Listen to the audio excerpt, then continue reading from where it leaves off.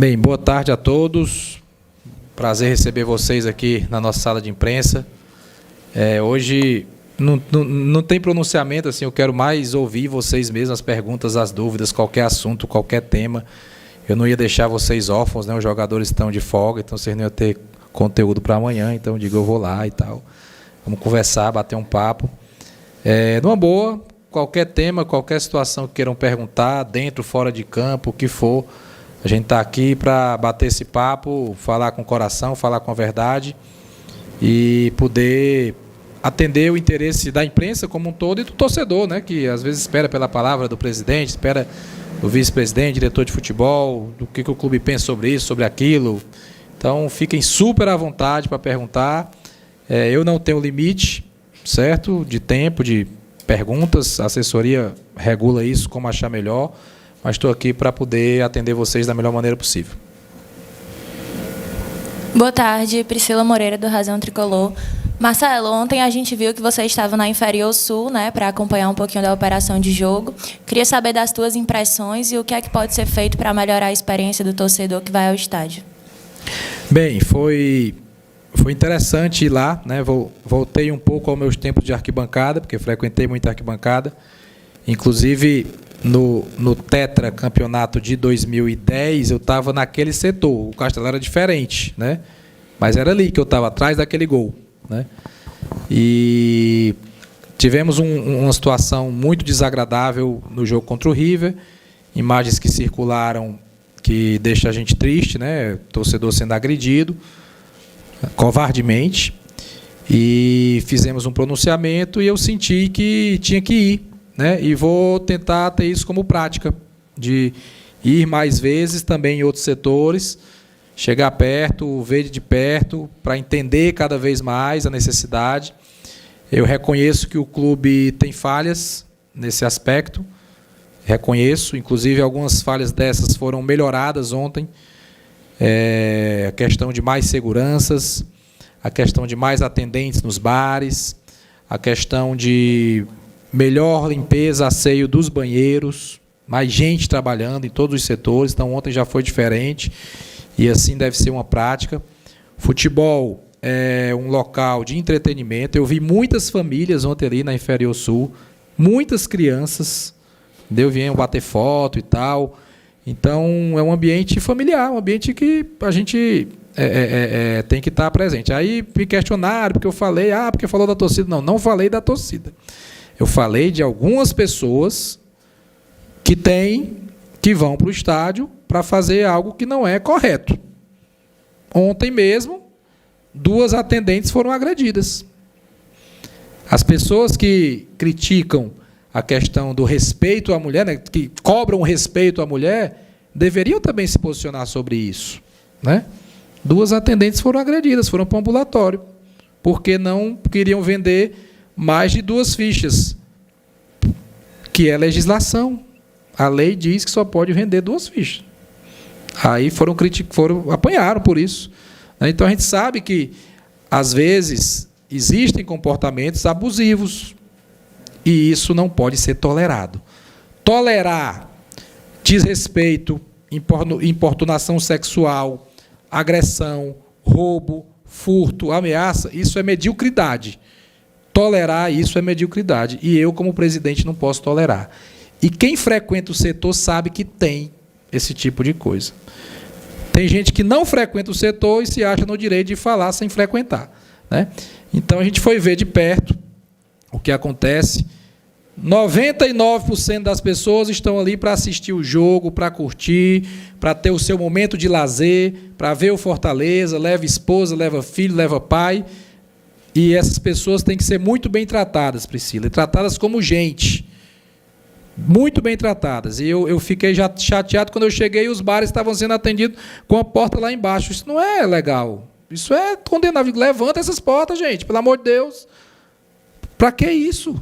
Né? Vamos tratar as pessoas como elas precisam ser tratadas. Agora vamos tratar quem está errado como precisa ser tratado. Quem vai para o estádio para roubar e para furtar tem que ser preso. E, de preferência, passar 6 meses sem andar no estádio. Aí as famílias vão começar a frequentar ainda mais o estádio, né? Então, eu posso dizer que o Marcelo Paes é um presidente que tem uma certa popularidade.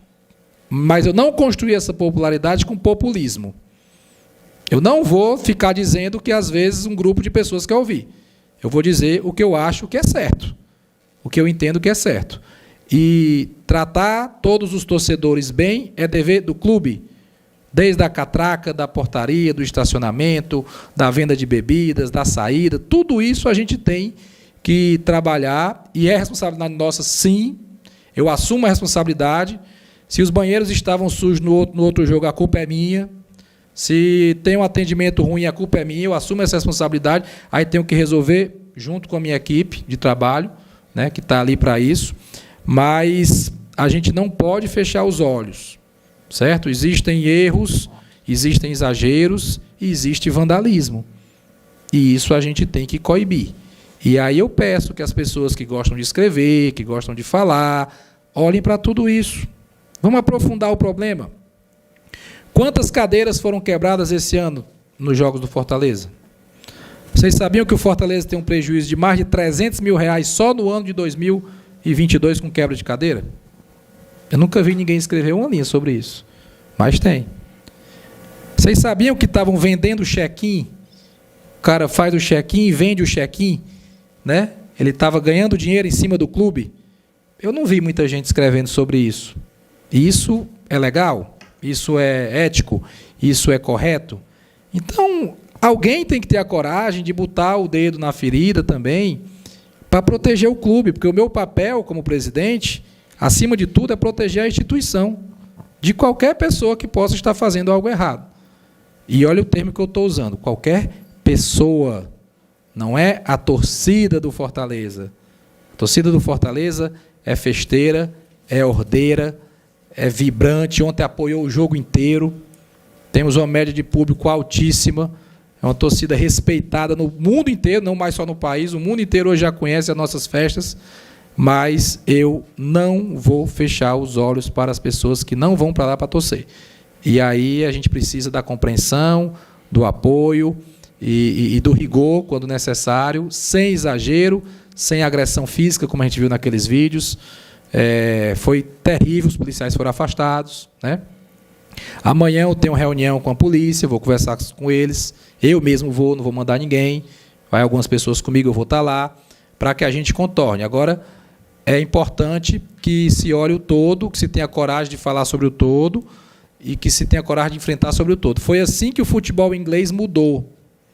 Leiam um livro, A Liga, do futebol inglês, e mostra como era o futebol inglês na década de 80. Banheiros sujos, estádios eslameados, né, lama demais, os gramados horríveis, futebol de alto nível, as famílias não iam para o estádio, agressão, briga, e lá eles enfrentaram, de frente, com coragem. Vai fazer arruaça? Punido, hooligan, fora. 1 mês, 6 meses, 1 ano, 2 anos, não frequenta mais estádio. E a gente tem que fazer isso para que as famílias se sintam cada vez mais. E eu fui lá ontem, vou em outros setores, e vi muita família lá, na Inferior Sul, como tinha na Superior, como tem na Bossa Nova, criança, a harmonia, querendo curtir o seu futebol, assistir o jogo, e é isso que a gente tem que cada vez mais buscar fazer dentro dos nossos jogos. Boa tarde, Marcelo. Boa tarde, Alex. Anderson Azevedo, do Futebolês. Falando agora sobre outro assunto, eu queria indagar você, Marcelo, em especial, é uma crítica que eu tenho ouvido muito da torcida do Fortaleza em relação à situação do time na Libertadores e no Campeonato Brasileiro. Como foi montado esse planejamento exatamente para esse momento? Porque se sabia da dificuldade que o Fortaleza teria na competição, e não seriam jogos fáceis, seriam adversários grandes, e hoje o time, ainda que mesmo com certa dificuldade, tem chance de se classificar na Libertadores, mas o brasileiro ontem somou o seu primeiro ponto. O que é que vocês podem falar sobre esse planejamento até esse momento? Bem, vamos lá. Quando a gente fala de planejamento até esse momento, eu acho que a gente não pode citar só o brasileiro e a Libertadores, né? Porque a temporada ela envolve mais competições. As 2 competições que já foram concluídas foi com o máximo de eficiência possível, foi título invicto. Então, o Fortaleza tem mais 2 troféus, a sua torcida pode se orgulhar. Talvez alguns não achem isso muito importante agora, mas vão achar mais na frente, né? A gente, às vezes, parece que diminui um pouco as conquistas, quando elas se tornam mais rotineiras. Isso não é legal, cada conquista é muito difícil. Então, as 2 competições que já foram concluídas foram com o máximo êxito. Né? Tinham 16 times na Copa do Nordeste, só um foi campeão, foi o Fortaleza. Só uma torcida gritou é campeão. 10 times no Campeonato Cearense, só um foi campeão, o Fortaleza. Só uma torcida comemorou é campeão. Tetracampeão. Todas 2 invictas. Copa do Brasil a gente largou bem, né? Vencemos o primeiro jogo bem. Tem um jogo de volta agora que merece todo o cuidado. Campeonato Brasileiro a gente largou muito mal, abaixo do esperado. E Libertadores, dentro do esperado. Libertadores, eu falei desde o começo que se a gente conseguisse um 3º lugar, seria algo plenamente aceitável. Isso aí foi falado claramente por ser a primeira vez que disputa a competição, pela dificuldade dos jogos, por tudo que gira em torno dessa competição. Então, brasileiro, a gente está abaixo, é ruim, está com 1 ponto, é ruim, está na posição que a gente está, mas tem 2 formas de olhar isso. A gente pode olhar para a tabela, que é ruim, e pode olhar para o que o time está jogando. E eu acho que o time tem jogado um futebol que pode duelar com qualquer equipe do Brasil. A gente pegou, olha os nossos 3 últimos jogos. Corinthians, River Plate e São Paulo. 3 gigantes, né? E tem 8 títulos da Libertadores nesses 3. Em algum desses jogos aí o Fortaleza foi dominado? Fortaleza foi massacrado? Ou não? Corinthians, primeiro tempo, era para a gente ter feito 2 gols. Não fizemos, faltou competência ali, eles foram lá, fizeram o gol, numa infelicidade nossa, perdemos o jogo. River Plate, jogamos melhor do que o River Plate dentro do Castelão, com direito a pênalti não marcado. Né? Se tivesse VAR na Libertadores, muito provavelmente a gente teria 7 pontos, porque teria vencido o River Plate e empatado com o Colo-Colo. Mas não tem VAR, ok.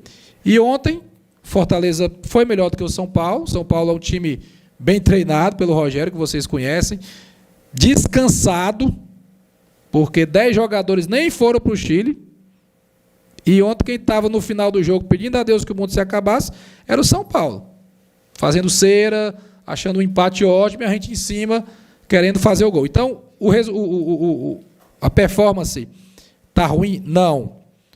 A pontuação? Péssima. 1 ponto é muito ruim. Aí vamos olhar outro aspecto. Fisicamente, quantos jogadores do Fortaleza estão no DM? Quem é que está fora de combate? Não tem. Então, isso faz parte de planejamento, de preparação física, de fisiologia, de rodízio, de descanso. Eu acho que a maratona de jogos, que é intensa, faz com que o nosso time caia um pouco de performance no segundo tempo. A gente tem sentido isso. O primeiro tempo tem sido melhor, né, e o segundo cai um pouco. E é natural, porque são muitos jogos. O Fortaleza chegou a fazer 3 jogos em 5 dias. Nós tivemos uma fase ruim, né? A gente teve uma fase muito boa até a final da Copa do Nordeste, invicto. Aí vieram 4 jogos, que foram 4 derrotas. De lá para cá foram 7 jogos, 1 derrota, depois desses 4. Né? E a gente foi campeão estadual e largou bem na Copa do Brasil. E nesses 7 jogos, jogando bem, quase todos eles. Então, tem várias formas de olhar, Anderson. E a pior delas é olhar para a tabela. Eu também não gosto, não. Estou insatisfeito, estou preocupado, mas eu tenho plena convicção de que o futebol que a gente tem, que o elenco que a gente tem, vai superar isso aí e nós vamos fazer uma campanha de recuperação na Série A. Recuperação. Largamos mal, temos uma pontuação baixa, não condiz com o rendimento, mas é o que está aí, não tenho o que reclamar. É voltar a ganhar, é avançar e já tenho certeza que a gente sai dessa situação incômoda e começa a olhar um pouco mais para cima, né? Mas o planejamento, eu acho que a gente tem que olhar como um todo, não só as 2 competições que a gente está muito mal na tabela, a outra está dentro do esperado, com chance de poder ainda ter algo maior dentro dessa primeira fase da Libertadores. Presidente, boa tarde. Luiz Eduardo, da Rádio Verdes. Eu lembro que, em outras palavras, você falou, o significado é o mesmo que eu vou dizer aqui, que a bola ela não tem vontade própria, ela não vai entrar sozinha no gol, não vai balançar as redes. Fortaleza é uma das equipes que mais trabalha no ataque, mais busca finalizar, mas essa bola não está entrando, ela não vai entrar por vontade própria. O que você atribui? É realmente É questão técnica do jogador? Ou é a infelicidade do momento? É nervosismo? E como trabalhar isso, presidente? A frase que eu gosto de usar é que a bola não entra por acaso, né? É verdade. A bola não entra por acaso. E ela está entrando um pouco na Série A, né? É bom a gente fazer essa divisão, né? Eu estava uma vez até fazendo internamente uma comparação estatística da quantidade de finalizações na Libertadores e da quantidade de finalizações na Série A. Você pega os números, são um pouco distintos, né? E é o nosso principal ponto de preocupação. O Fortaleza formou um elenco com muito poder de fogo, né? A gente tem muitos atacantes aí de qualidade. Tem deles que não estão nem jogando, né? Por exemplo, o Torres. Eu acho o Torres um ótimo jogador. E ele está tendo poucas oportunidades, poucos minutos, e se respeita a decisão do treinador. O Henriques, um jogador também de qualidade que não tem jogado. Estou falando de quem nem jogou pouco. Mas você tem o Renato Kaiser, que foi o artilheiro do Atlético Paranaense ano passado, que foi titular em jogos importantes, nos últimos jogos tem entrado. Então, tem poder de fogo no Fortaleza. Romero já tem 9 gols. O Kaiser tem 3, o Moisés tem 5 ou 6, o Pikachu, que é um ala, mas está sempre entrando ali, tem 10 gols. Aí a questão, Luiz Eduardo, de momento, de circunstância mesmo, né? de adversário. Eu sempre falo isso, desde 2015 que eu falo isso. Tem um adversário do outro lado, tem um time que também quer ganhar, que também é preparado, que também tem seus objetivos, que também busca.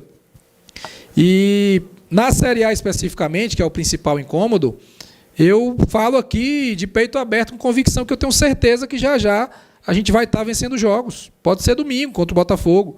Né? Depois vem uma sequência de 2 jogos em casa, 3, na verdade, né? Fluminense, Juventude e o Clássico, que também a gente é como mandante. Então, é todo um contexto, mas eu confio muito no trabalho que está sendo feito, na comissão técnica, no poder de fogo da equipe, no ataque. Temos ótimos atacantes aí, tem muitos elencos que não têm a quantidade de bons atacantes que nós temos. De Pietri, que eu acho talentosíssimo, quando entra muito bem. Romarinho, que a gente já conhece. Né? Então, é tempo. Robson, que foi nosso artilheiro do ano passado, fez 10 gols super decisivos que ele fez ano passado. Fortaleza está na Libertadores esse ano, muito por gols do Robson ano passado. Quantas vitórias de 1-0 não foram com gol do Robson? Então a gente tem que dar moral, né? Tem que entender quando tem uma dificuldade, apoiar. E ontem a torcida apoiou o jogo inteiro. Nada para falar disso. E é paciência. Existe um desgaste físico, sim. Jogar quarta e domingo e ter que ganhar quarta e domingo é complicado, principalmente quando se fala do mais alto nível. A gente está atuando, gente. Vamos lembrar disso. Nós somos o Fortaleza, um clube que tem crescido nos últimos anos, né, que tem investido em estrutura, que enfrenta todas as dificuldades logísticas, né? E estamos disputando os 2 maiores campeonatos da América do Sul, que é a Libertadores e o Campeonato Brasileiro. O maior campeonato da América do Sul de clubes é o Campeonato Brasileiro. Então é natural que a gente possa enfrentar algumas dificuldades, é natural que a gente não vá ganhar todos os jogos jogando essas 2 competições. Presidente, boa tarde. Jorge Telmo, boa tarde também, Alex Santiago. Presidente, aproveitando essa parte de futebol aí, no caso a parte técnica e tática, Fortaleza só vai poder contratar dia 18 de julho. E o torcedor sempre quer saber, ainda vai poder contratar mais jogadores para poder aí fortificar o elenco do Fortaleza, que tem até o final do ano para poder jogar e ganhar esses campeonatos que tem pela frente? Bem, não é só o Fortaleza que pode contratar 18 de julho, né? É uma questão de legislação, mudou esse ano, pela primeira vez tem uma janela. A primeira janela se encerrou em 12 de abril e só abre agora em 18 de julho. E certamente, quando chegar próximo a 18 de julho, a gente vai ter alguma novidade, alguma qualificação do elenco, isso é natural. Pode sair alguém também? Pode sair alguém. Do jeito que vem, pode sair. Né? Do jeito que a gente pode querer contratar jogador de algum time, pode algum time também querer contratar. É uma janela, Jorge Telmo, de muita movimentação, porque coincide com a janela europeia, coincide com a janela de outros países também, e às vezes tem uma busca de atletas, mundo árabe, Japão, Coreia. Então, pode esperar que logicamente vai ter alguma coisa, mas não adianta a gente estar falando nisso agora, né? Eu entendo a sua pergunta é pertinente e a curiosidade do torcedor, mas tem que esperar mais um pouquinho, valorizar quem está aqui, dar moral para quem está aqui. São atletas extremamente comprometidos que fizeram muito pelo Fortaleza. Acho que a gente tem que lembrar disso, gente. Ser campeão é dificílimo. Fortaleza já passou 7 anos sem ser campeão, 8 anos sem ser campeão. Esse ano foi 2 vezes. Foi 7 vezes nos últimos 5 anos. A gente não pode desmerecer isso, sabe? Não pode desvalorizar. Não pode tirar a confiança de um atleta que consegue 3 títulos pelo clube em pouco tempo. Então, a gente que está aqui dentro tem esse dever de proteger, de falar, de às vezes ser o antipático, né? Que vai ali falar alguma coisa que o cara não quer ouvir, mas a gente tem que fazer para proteger. Eu tenho aprendido cada vez mais no futebol. Tem 2 formas de ver o futebol. Uma forma é a gente que está aqui dentro. Quem está dentro? Quem está dentro se preocupa com alimentação, com descanso, com a logística, com o adversário, com o clima, né, com o salário em dia, com a premiação, com a melhora estrutural. A gente está aqui o tempo todo trabalhando num ambiente tenso, que é o do futebol, porque existe muita cobrança, tentando fazer a melhor forma possível. O torcedor, ele quer o quê? Quer o outro lado da forma de ver o futebol. Ele quer entretenimento, ele quer se divertir. E ele está certo nisso. Ele quer ir para o estádio, aí já volta para a pergunta da Priscila, e ter conforto, e ter lazer, e ver o time dele ganhar e dar espetáculo. Ou então, quando ele fica em casa assistindo pela televisão, o jogo fora, o jogo em casa, ele quer sentar na poltrona e ver o time dar espetáculo. E aí fica essa dicotomia, que nem sempre se dá espetáculo, né? Quer que o jogador tal não esteja mais no clube porque tem que trazer outro, mas quem está dentro a questão é diferente. Então a gente fica, eu tenho sempre pensado nisso, como unificar, né, o trabalho, que é a nossa obrigação, para conseguir dar entretenimento ao torcedor. Vitória, espetáculo, título, satisfação. E, às vezes, a satisfação não é só pela vitória. O jogo contra o River Plate provou isso. Nós não vencemos o River Plate, mas o torcedor saiu satisfeito pelo desempenho, pela coragem, pela garra, né, por enfrentar um grande adversário de frente e encurralar, de ver o Armani ser o melhor em campo. Então, a gente fica tentando equacionar, sabendo que o torcedor tem a sua expectativa e o nosso objetivo é atender essa expectativa do torcedor, de dar alegria, orgulho e entretenimento para ele. Presidente, boa tarde. Miguel Júnior, Rádio Povo, CBN e CBN Cariri. Nós que somos setoristas, nós somos muito questionados pela torcida. Pai, faça essa pergunta tal, pergunta tal. E nós, esse ano de 2002 é um ano político. 2022. 2022 é um ano político, né? Teremos eleições. O presidente Marcelo Paes, com sua toda popularidade, muito querido pela torcida do Fortaleza, pretende se candidatar a algum cargo eletivo? Tem a menor chance de eu me candidatar em nada em 2022. Zero. Nem eu, nem o Alex Santiago, nem o Geraldo Luciano, nem ninguém dentro da diretoria. Zero. Eu nem sou filiado a nenhum partido político e nunca fui filiado a nenhum partido político. Então a chance é 0. 0, 0, 0. E digo mais, sempre vou proteger o Fortaleza para que o Fortaleza não seja, de forma alguma, utilizado como palanque político para quem quer que seja, esquerda ou direita. Desde que eu entrei aqui como presidente, já passei por 2 eleições políticas, né? 2018 e 2020. E em nenhum momento ninguém viu nenhum adesivo no meu carro. Ninguém viu dar uma declaração. Ninguém viu nada. Porque o Fortaleza é uma instituição esportiva. E a gente não tem que pautar o Fortaleza, nem deixar ninguém se pautar o Fortaleza por ideologia. A gente tem que seguir fazendo, dar orgulho ao nosso torcedor, que é plural. O torcedor é plural, tem de diversas formas. O futebol não tem nicho. Qual é o nicho do futebol? Todo mundo gosta de futebol. O pagodeiro e o funkeiro. A direita e a esquerda. O rico, o pobre, o milionário, o flanelinha. Então, é muito plural para a gente querer direcionar para um lado específico ou para outro. Então, digo de novo aqui, não sou candidato a nada, não tem a menor chance do Marcelo Paes ser candidato a alguma coisa no ano de 2022. Zero. Chance zero. Boa tarde, presidentes. Mais um capítulo chato aconteceu hoje no TJ, né, onde recorreram da anulação e aplicaram WO nas todas as partidas, né?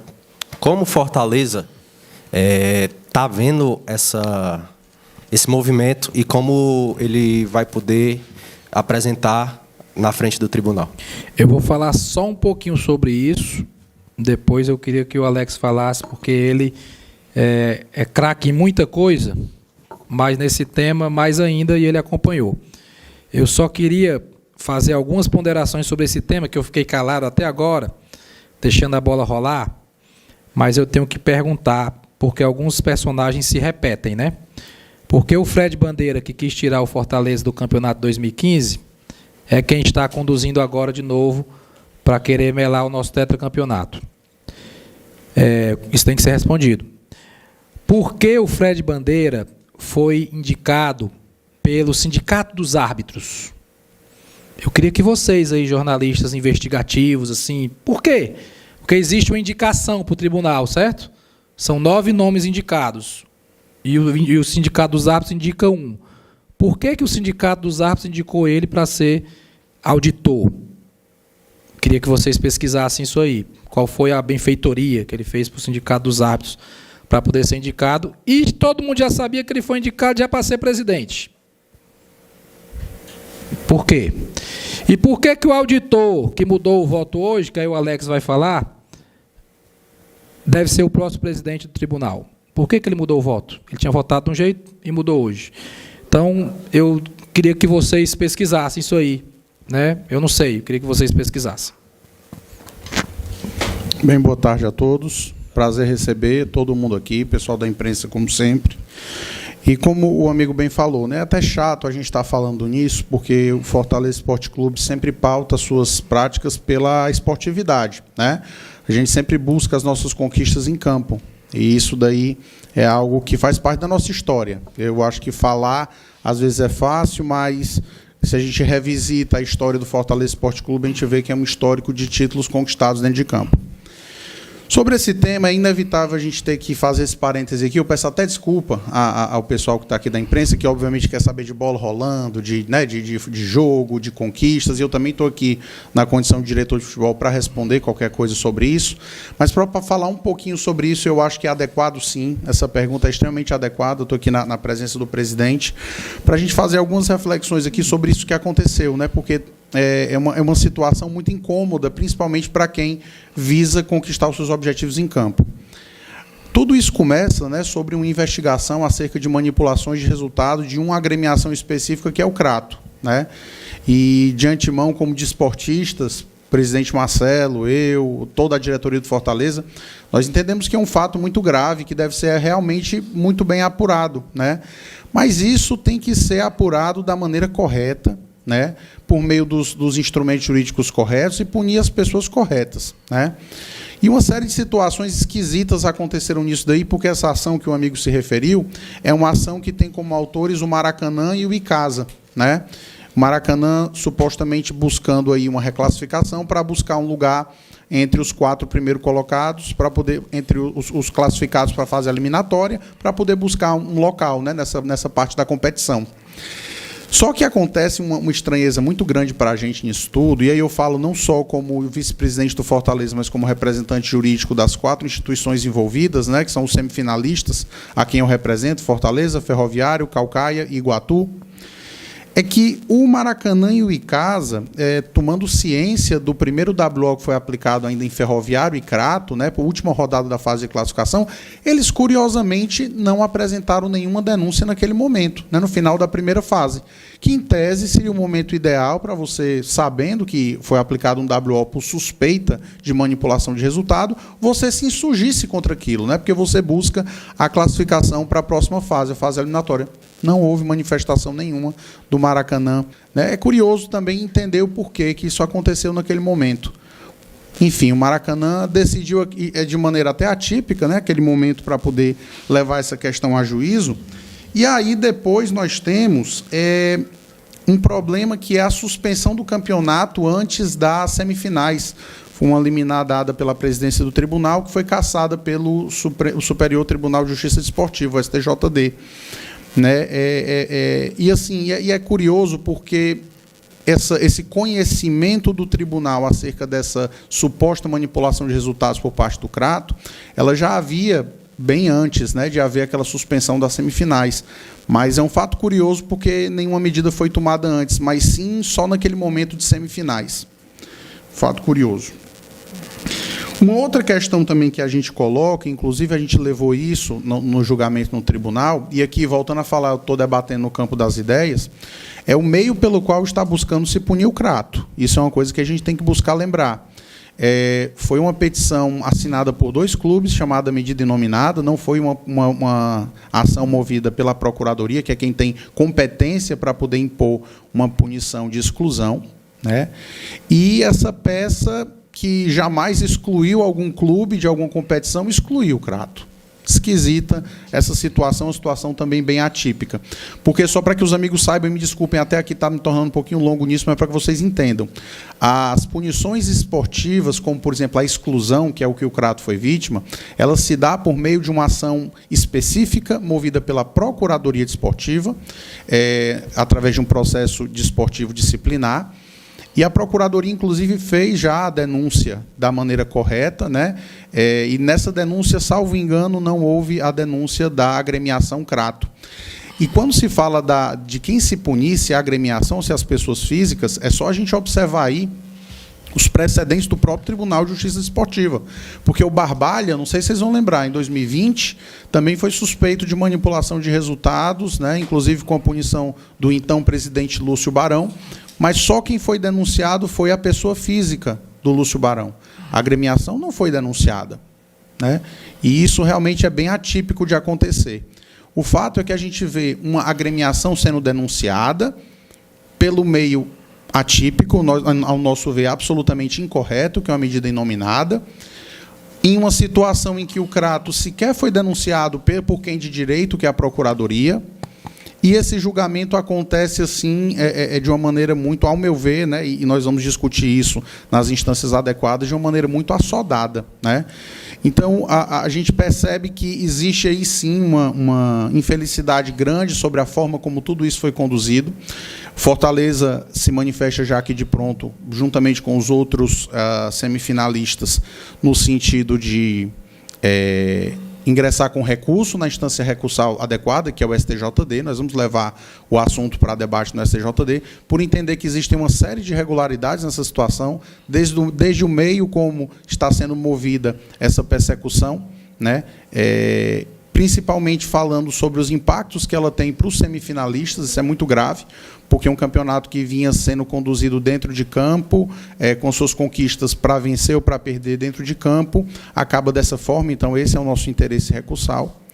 E, assim, o que eu gostaria aqui de ressaltar ainda sobre esse assunto é que o combate à manipulação de partidas, ela é algo que deve ser feito, deve ser incentivado por todos que querem o bem do futebol cearense. A gente está num momento tão importante, né, do futebol cearense, e é um momento que a gente deve realmente buscar combater todas essas práticas, mas dentro dos limites da regularidade e da justiça, né, sem que isso possa ser meio para manchar ou então tentar reverter alguma situação conseguida em campo, né? A manipulação, o combate à manipulação de jogos não pode servir de pretexto para que depois se manipule um resultado de campeonato dentro de campo. Então, é nesse sentido que o Fortaleza vai, com muita serenidade, apresentar o recurso ao STJD, sabendo que existe uma série de falhas técnicas nesse processo, que foi julgado hoje, como o amigo disse. Até 2 semanas atrás, havia sido anuladas apenas 5 partidas, né, que tinham sido apontadas pelos relatórios de possível manipulação. 2 semanas depois já houve a mudança, né, também atípica do julgamento, e já se anulam todas as partidas. A pessoa mudou o voto. Enfim, bem direto. O cara votou de um jeito e na outra semana votou de outro. Enfim, nós vamos tomar as medidas corretas, recursais, entendendo que a petição, inclusive, do Maracanã foi fora do prazo, não constou nem as custas processuais corretas e é uma via absolutamente inadequada para buscar excluir outra agremiação esportiva, o que cabe à Procuradoria. Porque, senão, aí vai abrir um precedente perigosíssimo de qualquer clube poder pedir a exclusão de outro clube. Aí, meu amigo, aí a caixa de Pandora está aberta no futebol e na justiça esportiva. Por isso que a gente trata isso dentro do limite da razoabilidade, dos argumentos, e a gente vai usar as instâncias recursais seguros, e dizendo isso para a torcida, seguros mesmo de que certamente a justiça vai dar a resposta correta, o título conquistado dentro de campo não se tira e o Fortaleza é tetracampeão cearense. Papelinho, tu já ouviu falar do treino da madrugada, né? O cara treina no dia e acha que vai jogar, aí no outro dia ele não joga, é o treino da madrugada. Foi o que aconteceu, o cara votou de um jeito, aí refez o julgamento e ele votou de outro jeito. Os clubes hoje estão na Série A, o tribunal continua na Série D. É por aí. Então, vamos pesquisar sobre isso, gente. Vamos investigar, vamos atrás, né? Porque mexe com todos nós. Mexe com a credibilidade do campeonato, das instituições, patrocinador. O pessoal pergunta lá fora, o que está acontecendo aí? O que foi o campeonato? Toda hora é um julgamento, vai, não vai, vai para... É muito feio isso, sabe? Assim, eu fiquei calado esse tempo inteiro, acreditando na justiça, acreditando que ia ser da maneira correta e tal, mas tem uma hora que a gente tem que falar, né? Tem que se posicionar e tem que pedir investigação mesmo, aí, que se procure saber, né, por que algumas condutas estão sendo feitas. O doutor Eduardo Salles viu um artigo que o presidente do tribunal não viu e levou, foi um chamado para ele. Rapaz, a única coisa que você fez que prestasse. Como é que se faz isso de um advogado para outro advogado? Eu acho até desrespeitoso. Né? Desrespeitoso, e o Eduardo ficou na dele e tal. Então, gente, tá na hora da gente olhar isso com mais força, né? com mais a fundo, entender o porquê, o que é que está por trás. A quem interessa parar o campeonato cearense? A quem interessa o Fortaleza não ser tetracampeão?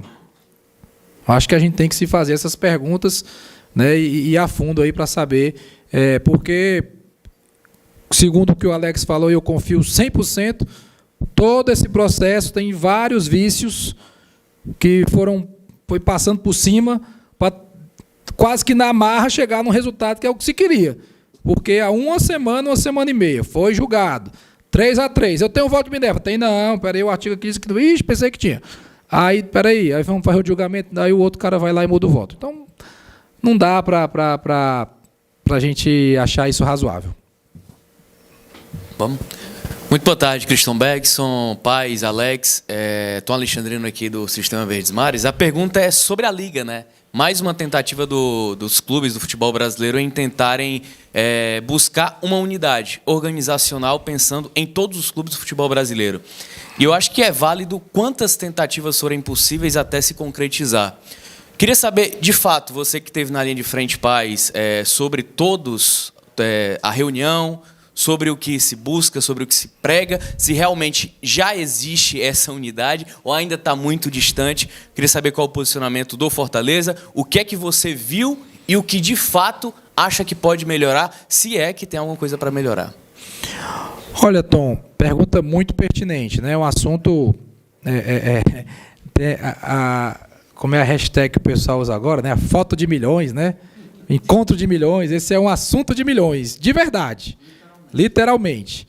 Porque o que for decidido em termos de liga vai impactar muito o futebol brasileiro. E eu tenho que equilibrar entre o que eu entendo que é bom para o Fortaleza, mas dentro de uma coletividade, né?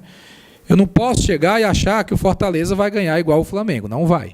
O Flamengo tem 40 milhões de torcedores, né? Um clube absurdo de grande.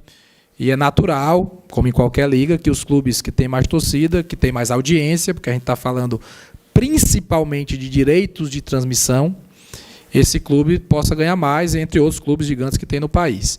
Eu sei qual é o nosso lugar, o nosso tamanho, e é justamente por isso que a gente tem participado ativamente para que isso seja feito de forma mais igualitária. Acho que teve muito avanço. Por quê? Porque todos os clubes querem a liga.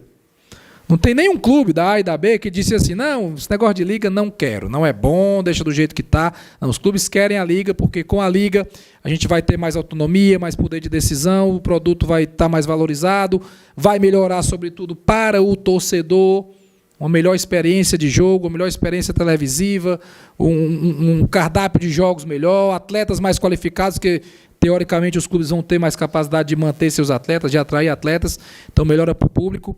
Mas de que forma, né? A gente está falando de modernidade. Eu já citei hoje aqui a Liga Inglesa.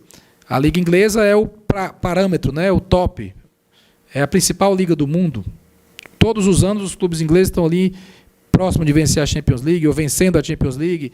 O Guardiola está lá, o Klopp está lá, os craques, muitos estão lá. Como tem a Liga Espanhola também, excelente. Mas a Liga Inglesa, entre o que mais ganha e o menos ganha, a diferença é de 1,6. É por isso que o Aston Villa, que é um time médio, consegue contratar o Felipe Coutinho, que é o 10 da seleção brasileira. É por isso que o Everton, que é um time médio na Inglaterra, vem aqui e compra o Richarlison do Fluminense. Porque são clubes que têm poder de fogo, porque a divisão é mais igualitária. Então é isso que a gente quer, uma divisão mais igualitária, mais justa, porque a gente está falando de muito tempo para frente. E aí, uma decisão errada, a gente pode estar impactando o Fortaleza por vários anos. Eu quero impactar para cima, não para baixo. Então eu vou defender. Só que, como eu, muitos clubes pensam iguais. A gente vai publicar uma carta já aí, 23 clubes, não vou dizer o conteúdo da carta agora, mas vai ser já, falando o que nós queremos. E respeitando quem pensa diferente. E se pondo aberto ao diálogo, mas que haja realmente diálogo. Porque o que é que foi feito com a criação da Libra? 6 times criaram um estatuto, só 6, viu? Se a gente falar de 40, 34 ficaram fora. 34 não foram ouvidos sobre esse estatuto. 6 criaram o estatuto. Vai ser assim. Aí marcaram uma reunião terça-feira em São Paulo. Aí avisaram dessa reunião para os outros clubes na sexta-feira anterior. Vai ser criada a Liga, está aqui o estatuto. Quem quiser ir lá terça-feira para assinar, vai lá terça-feira para assinar. Como é que pode isso? Não, peraí, vamos conversar aí. Vamos conversar aqui, dá para a gente ir terça-feira para conversar, em vez de ser para assinar, para a gente discutir e tal. A gente pensa isso aqui. Não, vamos lá. Aí chegou lá, não, é para assinar. Aí dessa maneira eu acho que não é o ideal, mas eu confio no diálogo, na capacidade de mudança de pensamento, de flexibilidade, até porque só tem sentido se for todo mundo. Se não for todo mundo, nasce capenga ou então nem nasce de verdade. Porque o investidor externo que vai comprar 15% da liga, 20% da liga, ele só vai botar dinheiro aqui se a liga for mais igualitária. Ele não vai botar o dinheiro dele para 3 ou 4 times estarem ganhando sempre, porque o produto não valoriza. Ele vai botar se for igualitário. Então, não é inteligente querer nascer desigual, porque não vai vir o capital externo e vai ficar do mesmo jeito. Então, é isso que a gente está conversando, participando, sempre de forma respeitosa. A discordância ela pode ser respeitosa. Ela não precisa ser pessoal. Eu respeito todos os dirigentes que pensam diferente. Eu falo com eles. Cara, poxa, vamos sentar, vamos conversar e tal. Não tem assim, fulano não gosta de fulano. Pessoas pensam diferentes. Normal, de forma respeitosa. Acredito, Tom, que possa avançar. Mas eu vou ser muito firme e tem muita gente junto, né? Muita gente junto, que precisa ser melhor discutido, uma divisão mais igualitária, juntar todo mundo e aí olhar para frente. Presidente, só aproveitando um pouquinho, você poderia dar só uma explicação. Tem muita gente aqui fala no rádio e às vezes não sabe como é que acontecem as coisas. Como é essa divisão na Liga Inglesa? Pronto. A Liga Inglesa, entre o que mais ganha e o menos ganha, o que menos ganha, a diferença é de 1,6. É a diferença pequena. Atualmente no Brasil, a diferença é de 8. Você sabe o que é 8? 800%. 8 não é 8. 8 são 800%. Um ganha 80, o outro ganha 10. Um ganha 800 milhões, o outro ganha 100 milhões. Né? O do pay-per-view é absurdo. Né? O pay-per-view é absurdo. O pay-per-view, o Flamengo ganha 170 milhões, o Fortaleza ganha 2.600. Competem na mesma liga. O Ceará também ganha do mesmo 2.600. O Cuiabá ganha menos do que 2.600. Como é que vai? Aí o Atlético Paranaense disse assim, eu não assino isso aí não. 2.600, que o Atlético Paranaense pode abrir mão de 2.600. O Fortaleza ainda não pode. Ainda não pode. Mas o Atlético Paranaense pode. Extremamente bem gerido, trabalho de 25 anos que o Petralha faz lá. Então, a gente tem que enfrentar isso respeitosamente. Na La Liga, é 3,5 a diferença entre o que mais ganha e o menos ganha. Já é bem mais próximo, né? Que é o que a gente está pleiteando aqui. Então, importante, Papelinho, essa sua intervenção. Presidente, voltando ao assunto contratação, o Fortaleza até contratou David, não recordo a idade, com contrato de 4 anos. Porém, ele vem da Ucrânia, com o time ucraniano devendo Vitória. Como fica a situação jurídica e se existe algum problema futuro para o Fortaleza? Bem, nós entendemos que não tem problema futuro para o Fortaleza, por isso que fizemos a contratação, porque o Vitória negociou com o Metalist, então ele tem que tratar com o Metalist. O David chegou lá, treinou, veio a guerra, que a gente torce que isso se resolva, né?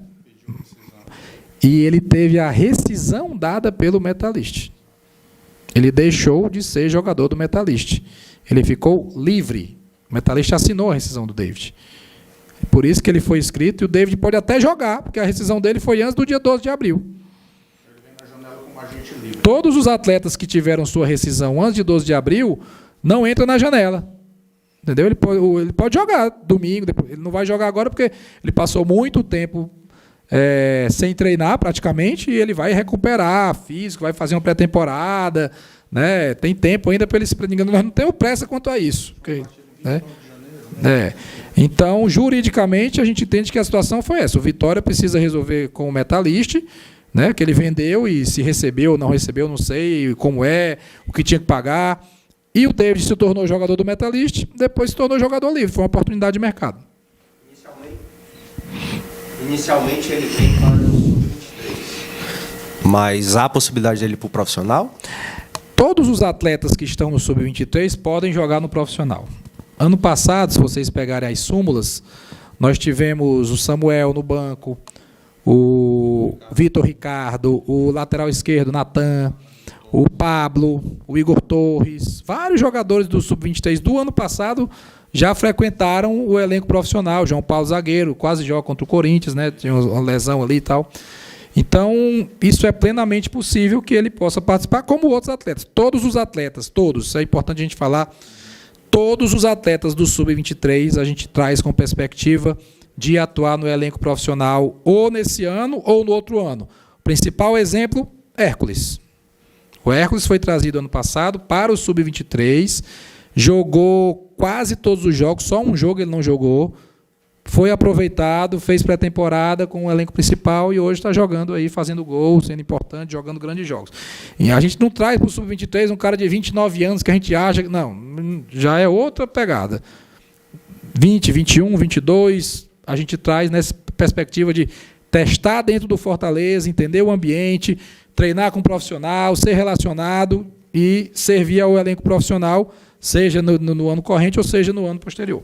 Então, toda a contratação do Sub-23 que vocês virem na imprensa, vocês podem ter certeza de que aquele atleta foi estudado e nós temos uma perspectiva de que ele atue no profissional, todos os atletas.